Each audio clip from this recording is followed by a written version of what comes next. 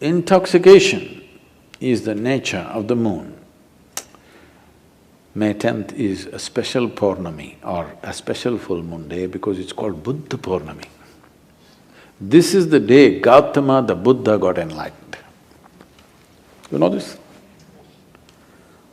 This year it's on 10th of May. This full moon day is the day Gautama the Buddha got enlightened. There are many aspects to his life. The most important aspect is that he is a Buddha. That's not his name. His name is Gautama Siddhartha, but he is a Buddha. Buddha means he transcended his intellect. Bhu means buddhi, dha means dada. Buddhi means the intellect, dada means one who is above. One who is above his intellect is a Buddha. One who is in his intellect is a non-stop suffering human being. Something happens, they suffer, nothing happens, they suffer, whichever way. That is, if you're below the mind, we call them Buddhu. You're missing the point. If you're above the mind, you're a Buddha. If you're below the mind, you're a Buddhu. If you're in the mind, you're non-stop suffering. So how did he become this? He tried many things in his life. He was a prince of a small princely state. Because some yogi predicted that this will either become a great emperor or become a great sage. When he made this prediction, the father got little excited. He did not want him to become a great sage, he wanted to become a great emperor. So he decided he will not expose him to… because he thought by being exposed to some suffering or misery, he may turn into a sage. So he kept him in utter pleasure, the best of food, best of clothes, best of pleasures, everything. When he was 19 years of age, he got him married to a very pretty young woman, kept him in a palace secluded from the rest of the society where he lives in pleasure, never exposed to any kind of suffering. One day he thought he will just take a drive through the town. He asked his charioteer to take him across. So he was going, and then he saw a man who was old, was going like this. So he had never seen an old man in his life. His father had protected him from all this. He said, what happened to him? So the charioteer, oh, he's just an old man. How does it happen? He asked. He said, everybody gets old someday. He looked at himself, he was a nice youth. What, me also? He said, yes, everybody gets old. They live long enough, they get old. This was a realization for him, I will become like this. Then he saw a man lying on the street who was ill with something, not able to get up, in great suffering.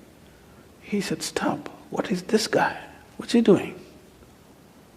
He said, oh, he's sick, unfortunately.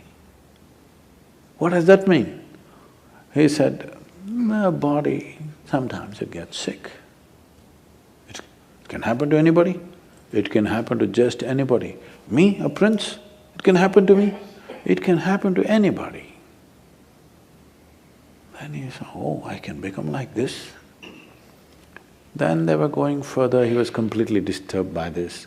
Then he saw a funeral. They were carrying a dead body of a man. What happened to that guy? Oh, he just died, that's all. What does that mean? That happens to everybody without exception. Then he said, what am I doing? Just eating, pleasures, nonsense, what am I doing with myself? And he struggled, he went into turmoil within himself. this suddenly being a prince and these pleasures and all this palace suddenly broke apart for him, and he started looking, what is the point of all this? This is going to get old, this may get sick, for sure this will be dead. What am I investing my entire life in this? But by then he had an infant boy. He looked at his wife and his child, this loving wife and this lovely little baby. He could not leave. He struggled and struggled and struggled. By then, a little over 1.25 years passed. When the boy was 1.5 years of age, he could not hold it anymore. In the middle of the night, like a thief, without telling anybody, he slipped out of the palace and left for good. He went in search, I want to know the truth about this life. He went from school to school. These are times when different schools were established in India. At one point, there were over 1,800 schools. I'm saying not just institutions, 1,800 different ways of doing things, 1,800 different varieties of yoga. Not the kind that you're seeing in California, somebody doing like this, somebody doing like this, really intricate expressions. It is like how the medical science is becoming today. 25 years ago, you wanted a medical checkup, all you needed was your family doctor. Today, for every part of your body, there is a doctor. A few years ago, I had a knee injury. I was playing soccer and I broke something in the knee. And I was all packed up and I was speaking. That's how I got into golf, because of this knee injury. Somebody told me, gifted me a golf kit and said, Sadhguru, you're too old for any other game, you just play golf. So I was sitting there in Atlanta and talking, speaking at a place. Then I was in pain, I couldn't even move. So when this is over, when I was speaking, one person raised his hand, I thought he wants a question. But then he said, Sadhguru, I would like to examine your knee after this is over, I'm a knee doctor. I said, come on, you're an orthopedic. So, no, I'm a knee doctor. Then I said, right or left? Which one are you? So specialization is going. A time will come, probably in 50 years' time, if you want a medical checkup, you need 100 doctors to check you. By the time you get these 100 appointments, maybe you need an undertaker. Then it'll become ridiculous. Okay, you went to 3 doctors, all right. You went to 5 doctors, all right. If it becomes 50, 100 doctors for a medical checkup, it's become ridiculous, isn't it? This happened to yogic system. People started specializing in variety of small things. Each specialization has a whole thing by itself. Someone just came and told me they're a dentist, okay, I'm not speaking in any of this thing. For example, dentistry, just 32 teeth, all right? They study for 9 years, 32 teeth. 9 years of study, still they don't know everything about it. That's the nature of creation. If you start studying one tooth at a time, you will see each one of them has something specific about it. Somebody can spend a lifetime of study just learning about one tooth. Just see if you had 32 dentists to look into your mouth. Disaster you are, isn't it? So as specialization happens, when it crosses a certain point, it'll become ridiculous. This happened to yoga. It crossed that point where 1,800 schools, different specializations of yoga happened. So that is when Patanjali came and kind of assimilated everything into Yoga Sutras to minimize this expanse that was growing endlessly.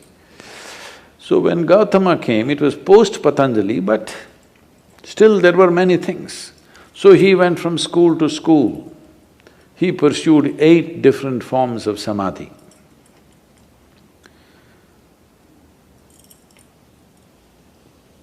We're talking about samadhi, okay. He pursued 8 different forms of samadhi. He saw all of them were wonderful experiences, but still it did not liberate him. So in this condition, he was walking as a samana. There's a certain system of practice called as samanas. Their fundamental practice is this: they will never ask for food. You should not go in pursuit of food because they want to beat the fundamental instinct of survival. No matter what, you're always going in pursuit of food, please understand this. You may complicate it in so many ways, but fundamentally, you're talking so much about economy means you're just thinking about survival all the time, isn't it? Survival glorified, but still it is survival. So one fundamental sadhana for them is, you never pursue your instinct of survival. You simply keep going. So samanas used to just walk, never asking for food. But the culture was sensitive. If they saw a spiritual person walking, people will cook at home and run behind him and serve him wherever he is, because they know he will not ask for food. Today, if you become a samana, you will walk yourself to death. Those days, people were sensitive to his sadhana and responded. So there were thousands of samanas walking the country. So Gautama became a samana. And even if you are not asking for food, you will walk near a town. So the food will come. But Gautama took it too seriously and just walked. He became all bones. Just bones and a bag of skin, like that he became. Then he came to a place where there was a river called Niranjana. Unfortunately, that river is gone now. No more river. Just about 18 to 20 inches of water, maybe moving little rapidly. He stepped into it, halfway down into the river, he did not have the energy to cross. There was a tree branch, a dead branch, he just held on to it. He doesn't have the strength to take the next step, but he's not the kind of man to let go. He held on, we don't know for how long. People say for a very long time. Maybe it was 2 minutes. When you're feeling so weak, those 2 minutes might have looked like many years. Then as he hung on, he just realized, what is it that I'm striving for? What is it I'm wandering the entire country, growing from school to school, learning this, learning that, what is it that I'm looking for? Then he realized, there's really nothing. This life is on. All I have to do is just take away the barriers which are not allowing me to experience this. When he realized that everything is within him, there's nowhere to search, suddenly he had the energy to take the next step and the next step. He crossed the river, came and sat down under that now very famous Bodhi tree, which has become more famous than the Buddha himself. A part of the tree, a remnant or a progeny of the tree still exists in Bodh Gaya. And he sat under the tree, it was this full moon night which is coming now, on 10th of May. He sat there and he sat there with this determination. Either I must see the ultimate nature of my existence now, or I will sit here and die. I will not open my eyes till I know this.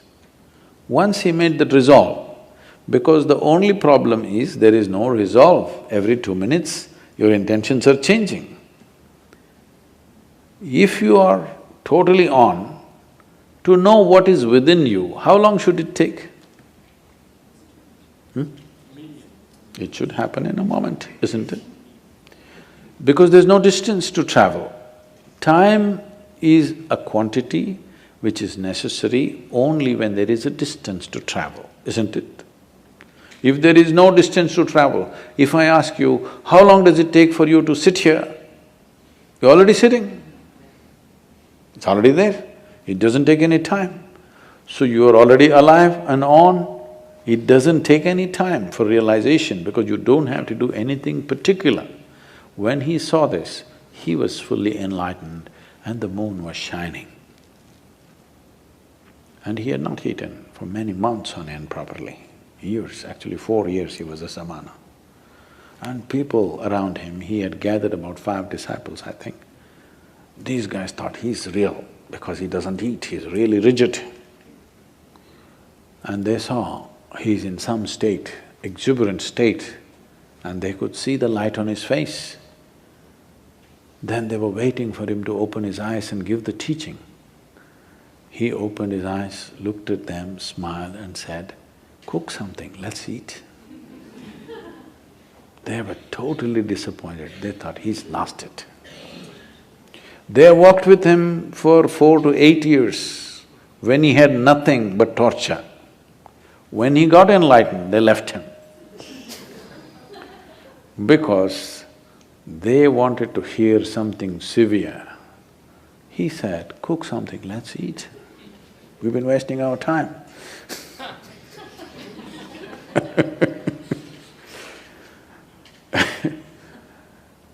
There are many beautiful episodes in his life. When he one day walked upon the river bank after he has become a Buddha and went and sat down under a tree.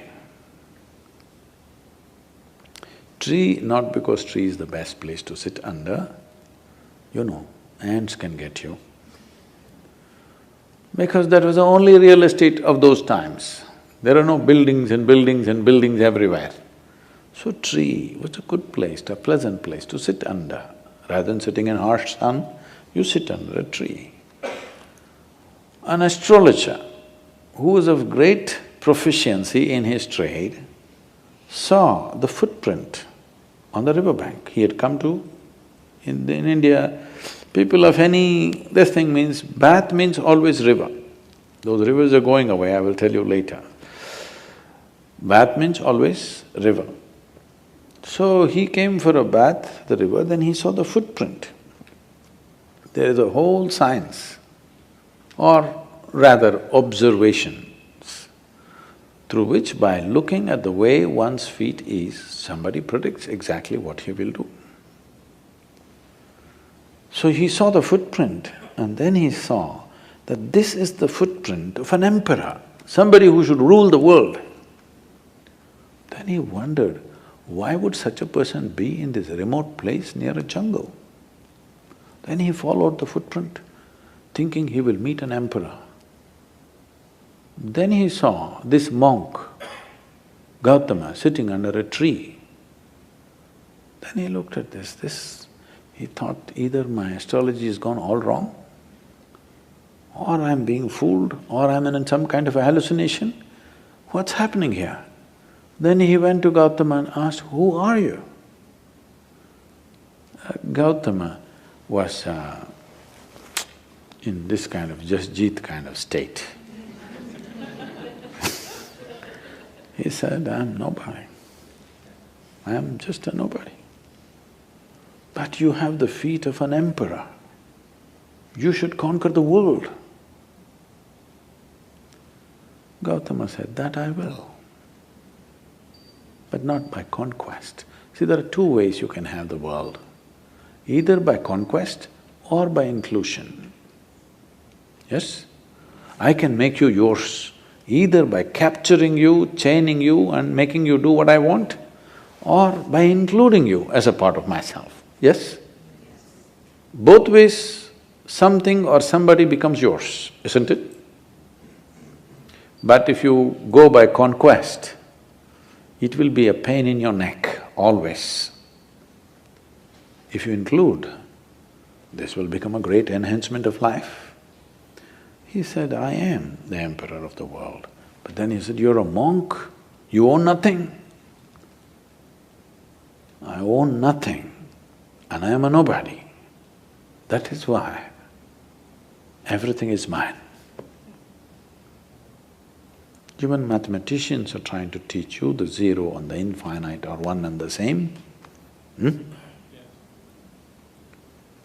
So you becoming a no thing does not mean you're no use. You are a no thing means you have become all-inclusive, isn't it? You are something means you can only be that. You are a no thing, you can be any way you want. This is how this life is made. If your ability to respond is not curtailed, you can be anything you wish at any given moment, isn't it? So Gautama said, I'm anyway the emperor of the world, if that's a word you like, but I'm actually a nobody, because everything is anyway mine. If you see I'm responsible for everything, everything is yours, isn't it? How does somebody become yours? Because you own them or you take responsibility for them? Because you take responsibility for them, they become yours, not otherwise, isn't it? If you own them forcefully, they will never be yours. Yes or no? Yes. If you forcefully own somebody, will they ever be yours? They'll never ever be yours. So this astrologer sat down. He said, you are a monk, you have nothing, on top of it you say, you're Jasjit, I'm sorry. On top of it you say, I am a nobody and everything is yours. What is this? Gautama said, you come, I have a way for you. You are busy making predictions of life. I have a plan. Why do you make predictions of life? You're incapable of making a plan and executing a plan. That is why you fall back on predictions, isn't it? Yes or no? If you are capable of making a plan and executing the plan, would you fall back on predictions? No. So Gautama said, you are busy making predictions. I'm here, I have a plan. Come, become a part of my plan. We'll make something else happen. You must become a part of this plan. We can make something wonderful happen. This same world can be turned into paradise if all of us go by a paradise plan, isn't it? Yes or no? Yes. The question is only, do that, because between a possibility and a reality there is a distance. Or do we have the courage and the commitment to walk the distance? That's all it is. Yes?